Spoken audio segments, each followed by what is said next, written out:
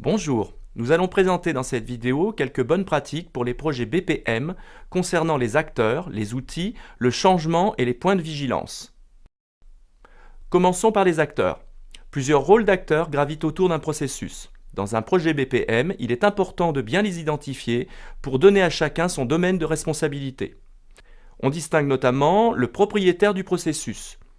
Il a des responsabilités stratégiques sur le processus, il recherche son optimisation et il a l'autorité pour modifier les règles de gestion de l'organisation pour y parvenir. On retrouve également le gestionnaire ou manager du processus. On le nomme également pilote. Il est en charge de la bonne description du processus et ensuite de l'assurance de son efficacité. Il propose le cas échéant des axes d'amélioration. Ses responsabilités sont plutôt d'ordre opérationnel. On distingue naturellement les participants du processus, ceux qui réalisent les activités. Nous avons ensuite des rôles relevant plus de l'expertise BPM. L'analyste et l'ingénieur de processus qui peuvent être internes ou externes à l'organisation.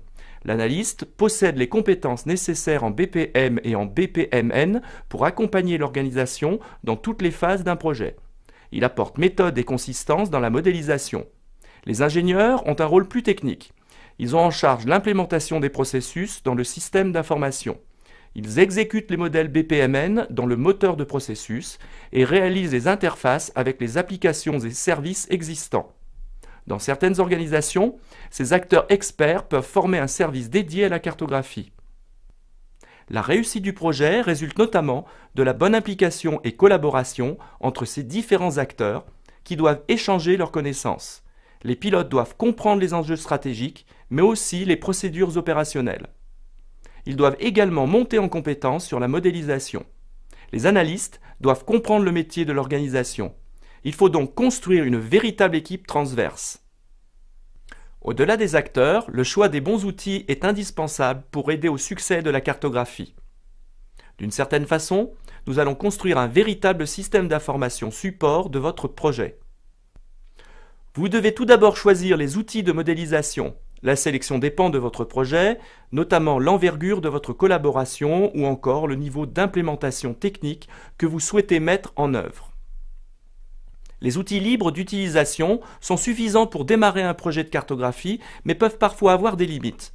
À vous d'identifier vos attentes et de vérifier l'adéquation de celles-ci avec les possibilités offertes par les solutions. Un outil de collaboration sera également intéressant pour gérer des espaces collaboratifs potentiellement couplés avec un logiciel de gestion de projet pour la planification et le pilotage de l'avancement du projet de cartographie. Enfin, votre projet va utiliser et générer de la documentation. Un espace bien organisé doit être mis en œuvre pour stocker et indexer les sources documentaires pour les référentiels, les fiches de cartographie, les différents modèles créés, etc. Vous pouvez par exemple utiliser des bases de données ou encore une gestion électronique de documents. Pour démarrer, un ensemble de dossiers bien structurés avec des règles d'usage pour la gestion des noms et des versions pourra faire l'affaire. Un projet de cartographie et d'optimisation des processus est un véritable projet d'entreprise à tous les niveaux. De la stratégie à l'opérationnel, les acteurs humains vont être souvent la clé de la réussite de ce type de projet. Aussi, une des préoccupations majeures est de bien conduire le changement inhérent à cette recherche continue de performance et de qualité. En effet, ce type de projet va entraîner des changements autour des modes opératoires, des compétences, du degré de collaboration interservices, du degré de formalisation, des rapports de pouvoir et des responsabilités. Cette thématique pourrait faire l'objet d'un cours à part entière. Il existe beaucoup d'ouvrages autour de la conduite du changement auxquels vous pouvez vous référer. Nous allons quand même vous donner quelques éléments clés, car nous sommes convaincus que cela contribue très fortement au succès global de la démarche et au retour sur investissement rapide. Rappelez-vous de ces 4 actions clés. Communiquer sur le projet afin d'éviter les résistances. Le changement est toujours déstabilisant au départ. Il faut expliquer, convaincre et valoriser avec un message juste pour obtenir l'adhésion de toutes les parties prenantes.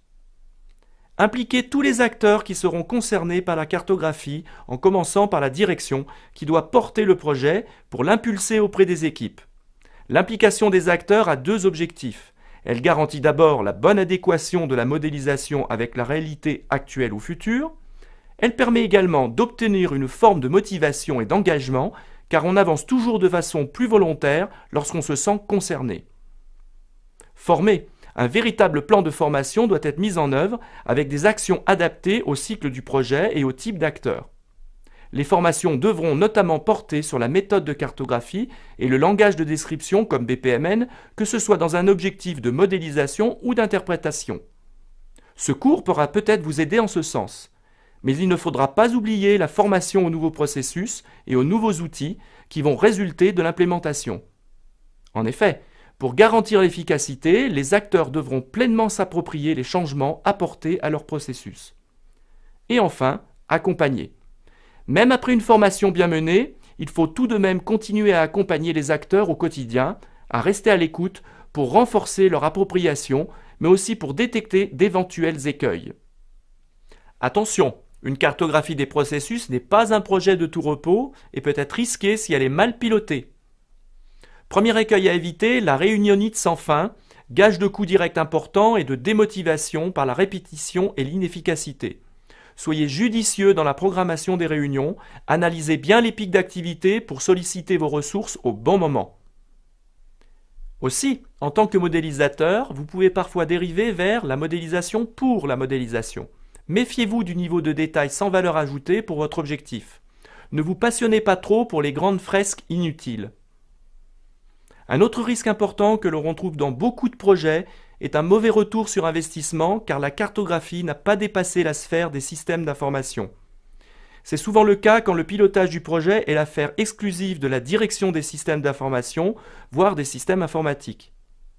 Il faut impliquer des métiers différents dans une équipe pluridisciplinaire, comme par exemple un membre de la DSI, un contrôleur de gestion, un cadre de service de production.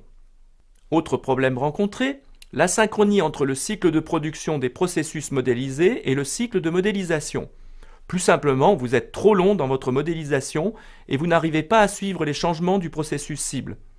Soit c'est un problème de ressources, soit vous êtes trompé de cible, le processus variant trop souvent pour être modélisé. Dans ce cas, vous pouvez peut-être vous contenter d'une macro-description. Une cartographie trop stricte peut être à l'origine d'une sclérose organisationnelle. C'est un comble pour un outil qui se veut au service de l'agilité de l'entreprise. Soit là encore, c'est une conséquence d'une modélisation trop lente et trop normative, on attend les changements de modélisation pour changer le processus, soit vous avez mal géré la couverture totale des processus et vous avez tout figé par des règles et contraintes trop lourdes. N'oubliez pas les exceptions et les cas d'urgence, surtout si votre métier ou votre fonction vous entraîne vers un excédent de normativité. La cartographie ne doit pas devenir le support à une volonté de contrôle à tout prix ou de gestion du risque zéro. Il faut laisser des marges d'action pour faire respirer les processus. Tout est une question d'équilibre. Enfin, faites attention à la cartographie dans une organisation qui n'a pas l'habitude des audits et des modélisations. Vos séances de cartographie risquent de devenir le défouloir managérial de l'entreprise. Gérez vos séances et ne laissez pas s'installer des dialogues de sourds ou des règlements de compte. Vous êtes le support pour détecter les problèmes de l'entreprise, mais protégez-vous pour éviter de devenir un oiseau noir annonceur de tempête. Comment maîtriser ces risques? Par une méthode maîtrisée et acceptée par tous, et par une bonne définition des objectifs de modélisation. Et rappelez-vous tout le temps que tout est management et gestion relationnelle avant tout. Il est parfois difficile de démarrer un projet de cartographie dans une organisation car le nombre d'éléments en interaction peut le rendre complexe. Sans méthode, il est pratiquement impossible de le mener à terme.